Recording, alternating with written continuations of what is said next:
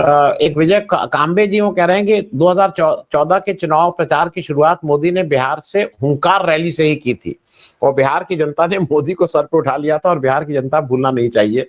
मैं एक चीज और बता दूं, बिहार में मैं रहा हूं, मतलब यूनिफाइड बिहार था, झारखंड और बिहार तब एक था। ऐसा कहा जाता था बिहार में कुछ काम कराने जाइए कि जो बिहार के सचिवालय की भाषा थी वो मैथिली थी, कि अगर आपको काम कराना है और मैथिली नहीं आती है तो आपका काम होगा नहीं वहां। जैसे उत्तर प्रदेश में एक समय, सुनील जी यहाँ बैठे हैं, पहाड़ के लोगों का बहुत वर्चस्व था उत्तर प्रदेश के सचिवालय में, और उस समय ये भी कहा जाता था कि थोड़ा आपको अगर वहां की आती है पहाड़ी भाषा तो आपके लिए आसान हो जाता है। भोजपुरी, मगही, ये सब है।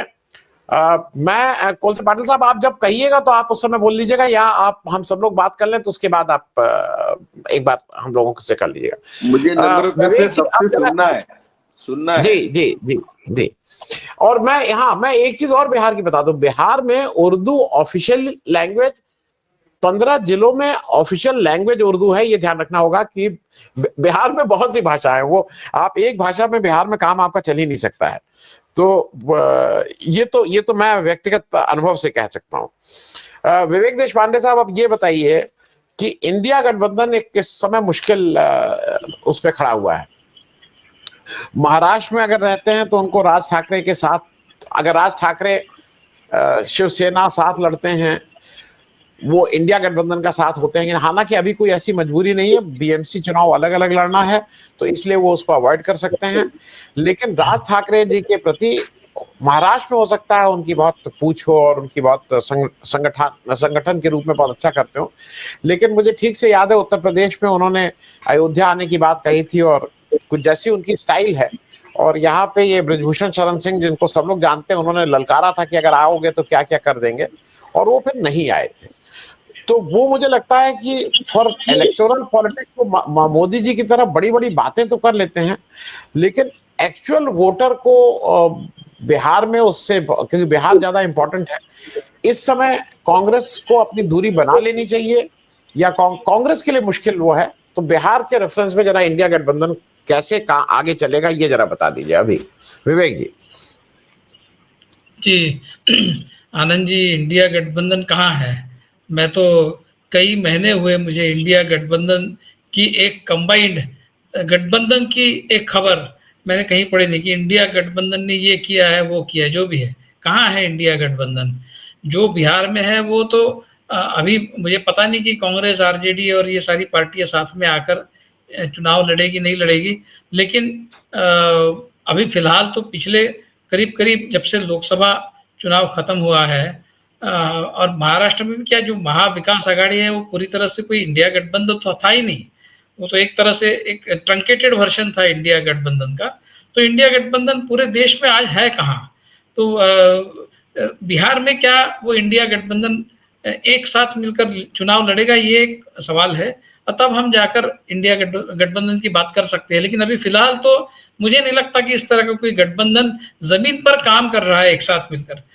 हाँ, ये ठीक है कि महाराष्ट्र में ये ठाकरे वाला जो प्रोग्राम हुआ उसमें कांग्रेस नहीं गई, उसके पीछे ये कारण बिल्कुल हो सकता है कि बिहार में चुनाव है और जो बिहार यूपी के खिलाफ हमेशा ही एक तरह से, मतलब मैं ये नहीं समझता, मैं पता नहीं, मैं राज ठाकरे और उद्धव ठाकरे और बाल ठाकरे का जो मराठी वाला मुद्दा है वो जिस तरह से स्पेल आउट करते हैं वो कहीं एंटी बिहार, एंटी यूपी नजर तो आता है जरूर, लेकिन उनका कहना ये है कि भाई आप अपने राज्य में कोई एम्प्लॉयमेंट जनरेशन करते नहीं, आप अपने राज्य को ठीक से चलाते नहीं, और फिर वो सारा जो बोझ है वो हमारे ऊपर आता है, ये उनका कहना है, जो गलत है, जो एब्सोल्युटली गलत है। ऐसा नहीं है, आपकी जरूरत है इसलिए भी आप उन लोगों को यहाँ पर लाते हैं, वो लोग यहाँ पर आते हैं, उनकी जरूरत तो है ही, लेकिन आपकी भी जरूरत है, बिना उनके आपका काम चल नहीं सकता, ये भी बात सच है। लेकिन ये भी बात सच है कि जो हिंदी भाषी प्रदेश है उनके लोग उनका राज्य अच्छे से चलाते नहीं। निशिकांत दुबे इस बात को समझ में नहीं, उनको ये बात समझ में नहीं आ रही है, शायद समझ में आ भी रही हो तो वो इस बात को बोलना नहीं चाहते। लेकिन अगर देखिए, मारवाड़ी, गुजराती ये बहुत अच्छे एंटरप्रेन्योर्स होते हैं, बहुत अच्छे बिजनेस स्टालवर्ड्स होते हैं, सब ठीक है, तो फिर राजस्थान नंबर 1 स्टेट क्यों नहीं, इंडस्ट्रियली डेवलप्ड स्टेट क्यों नहीं भारत का? मारवाड़ी अगर सबसे अच्छे बिजनेसमैन होते हैं, सबसे अच्छे इंडस्ट्रियलिस्ट होते हैं, तो हमने देखा है, तो फिर राजस्थान नंबर 1 क्यों नहीं है? फिर गुजरात नंबर 1 क्यों नहीं है? इन सवालों के क्या जवाब है? इन सवालों का एक ही जवाब है कि कोई स्टेट अगर नंबर 1 इंडस्ट्रियली हो सकता है तो उसके गवर्नेंस की वजह से हो सकता है। केवल उस स्टेट में कुछ मारवाड़ी लोग रहते हैं और वो इंडस्ट्री लगाते हैं, इसलिए वो स्टेट नंबर 1 इंडस्ट्रियल स्टेट नहीं होगा। उसका गवर्नेंस कैसा है, उसका एडमिनिस्ट्रेशन कैसा है, वहां के लोग उस गवर्नेंस को, उस एडमिनिस्ट्रेशन को किस तरह से चलाते हैं, इसके ऊपर बहुत डिपेंड करता है। राजस्थान में वो नहीं है, नहीं तो राजस्थान तो भारत का नंबर 1 स्टेट होना चाहिए था इंडस्ट्रियल डेवलप्ड, सारे मारवाड़ी तो वहीं के हैं। तो इसलिए महाराष्ट्र की खासियत क्या है?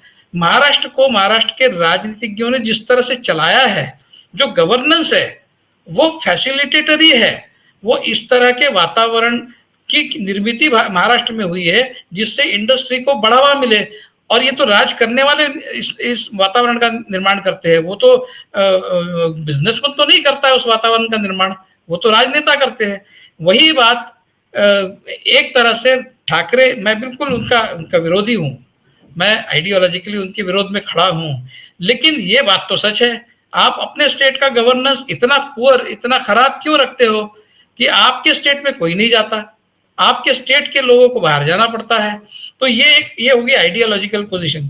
फिर भी कांग्रेस को उनके साथ में खड़ा रहना, ये मुझे लगता है एक कांग्रेस के लिए अच्छी बात नहीं थी। उनको पता है कि वो बिहार में चुनाव है, वहां राज ठाकरे और उद्धव ठाकरे के साथ खड़ा रहना, महाविकास आघाड़ी में तो उद्धव ठाकरे उनके साथ थे ही, लेकिन उद्धव ठाकरे ने जिस तरह से अपना पॉलिटिक्स ब्रॉडबेस किया है, उन्होंने वो सिर्फ मराठी तक नहीं रखा, उन्होंने उसको ब्रॉडबेस किया, वो हिंदुत्व तक भी नहीं रखा उन्होंने, वो काफी हद तक सेक्युलर पॉलिटिक्स को उन्होंने एम्ब्रेस किया है। इसलिए उनके साथ खड़े रहना ये कांग्रेस के लिए कोई बहुत बड़ी दिक्कत का मामला। लेकिन राज ठाकरे आज भी पैरोकियल माइंडसेट से ही काम करते हैं, वो मराठी महाराष्ट्र से बाहर अभी गए नहीं है और न जाएंगे वो, क्योंकि उतनी स्पेस अभी सिर्फ उनके पास ही है, वो रखना चाहेंगे, भले ही उससे उनको कुछ डिविडेंड मिलता हो ना मिलता हो, लेकिन मराठी वाली स्पेस जो शिवसेना ने थोड़ा सा उसको, और दूसरी जो शिवसेना है शिंदे वाली, वो भी बीजेपी के साथ चली गई है,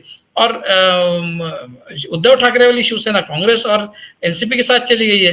तो जो प्योर मराठी स्पेस है वो सिर्फ मनसे के कब्जे में है, तो राज ठाकरे उस स्पेस को धरे रहेंगे, उसको छोड़ेंगे नहीं।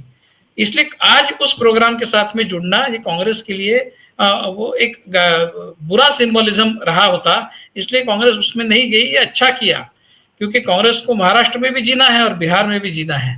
तो अब गठबंधन, जहां तक इंडिया अलायंस का सवाल है, उसमें मनसे तो है नहीं, मनसे उस पर कहाँ है? मनसे तो उस समय नरेंद्र मोदी और अमित शाह के साथ था, वो 2019 में एक अलग अवतार उनका था, 2024 में उनके साथ में मिल गए थे। हालांकि एक साथ मिलकर इलेक्शन तो नहीं लड़े, लेकिन नजदीकियां बढ़ गई थी।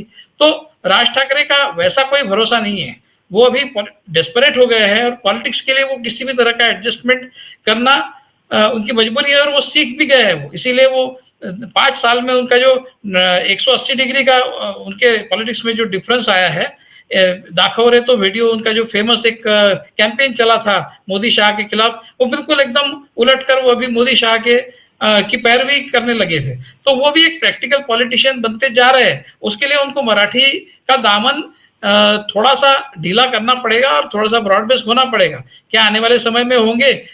मुझे नहीं लगता, क्योंकि मराठी का स्पेस अभी सिर्फ उनके पास है और उसको वो हथिया के रखेंगे और उसी तर्ज पर आगे बढ़ेंगे। तब तक उनके साथ में कांग्रेस को जाना, कांग्रेस का जाना लाजमी नहीं है, बिल्कुल कांग्रेस नहीं जाना चाहिए। जो महाराष्ट्र में कांग्रेस ने किया, उनके प्रोग्राम में जाकर मुझे लगता है ठीक किया, क्योंकि बिहार का चुनाव नजदीक है और वो सही स्टेप कांग्रेस ने एक लिया। लेकिन जहां तक लार्जर इंडिया गठबंधन का सवाल है, वो तो कहीं जमीन पर दिख ही नहीं रहा है, कहीं जमीन पर नहीं दिख रहा है। और कांग्रेस अपनी लड़ाई अकेले लड़ते हुए दिख रहा है, और वो लड़ाई भी उतनी ताकतवर नहीं है। मैं समझता हूं कि इंडिया गठबंधन को अपनी लड़ाई किस तरह से लड़ना है ये समझ में नहीं आ रहा है। बिहार का मैं उदाहरण देके अपनी बात खत्म करूंगा। बिहार में जो इलेक्शन कमीशन ने किया है, वो कोई कोर्ट में जाके लड़ने की लड़ाई नहीं है, वो तो सीधा सीधा लोगों को उनके वोट देने के अधिकार से उनको वंचित करने का प्रोग्राम है, और एक नहीं, दो नहीं, 3-4 करोड़ लोगों को उसमें से बाहर करने का प्रोग्राम है। उसके खिलाफ तो सिविल डिसोबीडियंस मूवमेंट होना चाहिए, और उसको तो कांग्रेस को लीड करना चाहिए। ये सिर्फ प्रेस कॉन्फ्रेंस लेके और फिर स्टेटमेंट्स इशू करके लड़ने की लड़ाई नहीं है। बिल्कुल इसको it should be met with an act of defiance. वहां पर ये कहना चाहिए कि हम बिल्कुल नहीं करेंगे, आपने जो हमसे कहा है हम बिल्कुल नहीं करेंगे, और हम देखते हैं कि आप हमको कैसे वोट नहीं करने देते। 3-4 करोड़ लोग अगर सड़क पे आ जाए वोटिंग के दिन तो क्या कर लेगा इलेक्शन कमीशन। तो इस तरह से ये लड़ाई को लड़ने की जरूरत है, और ये लड़ाई अपोजिशन को लड़नी है, लेकिन आप सड़क पर आने के लिए तैयार नहीं है। तो मुझे नहीं लगता कि इस गठबंधन को और इंडिया अलायंस को तब तक कोई फ्यूचर है जब तक वो सड़क पर नहीं आते।